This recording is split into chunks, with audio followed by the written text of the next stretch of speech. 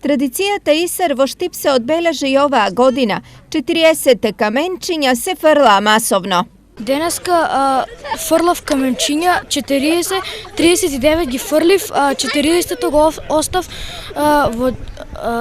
во джепот. Потоа се поздравуваме со 39, а 40 повеќе го бакнуваме. Зошто се фрлаат каменчињата младите со свое толкување и очекување? Па требало да се фрлаат 39 каменчиња, се замисли жилба и 40-то да се ставило под перница вечер. Да, ги засунувал оне со кои ќе се мажеве.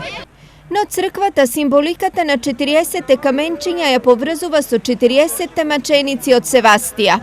Тоа биле млади римски војници кои за време на гонењето на царот Линики не отстапиле од верата Господова, туку остро се спротивставиле на мачителите и рекле дека можете што сакате да ни правите на нашите тела, бидејќи нашата душа е поскапа и е предадена на Бога.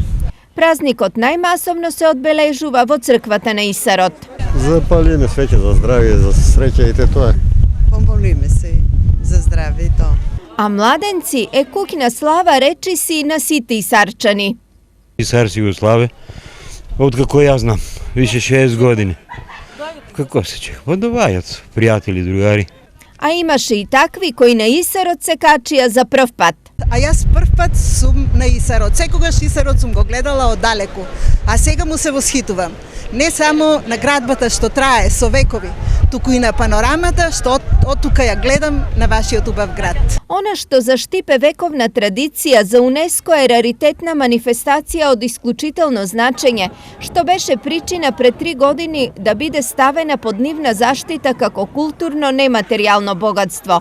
Дел од прославата на празникот во Штип, познат како Четрсе, беше и промоцијата на книгата Тајните на Исарот, постхумно дело на штипскиот истражувач и археолог Звонко Белдедовски.